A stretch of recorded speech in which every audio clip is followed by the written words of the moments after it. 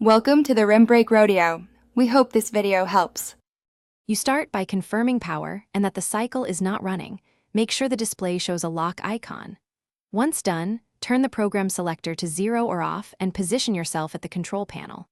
Press and hold the Start/Pause button for about 3 to 5 seconds. This toggles the child lock feature on many Siemens models. You should see the lock icon disappear or hear a click. If it clears, the door will unlock. If not, proceed to the next step.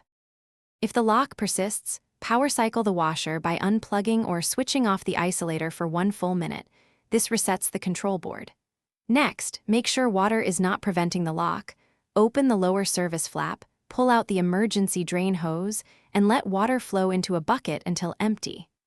Once drained, reseat the hose, plug the machine back in, and select a short program. Starting it forces the lock mechanism through its cycle. And to finish, wait a brief 5 minutes with the machine powered off. The electronic lock can release as it cools. If the door still refuses to open, do not force it. Instead, repeat the emergency drain to ensure no water keeps the latch engaged, and attempt a final power cycle.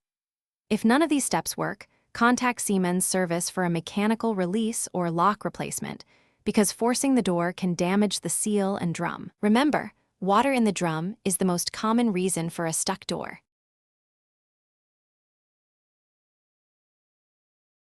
Thanks for watching.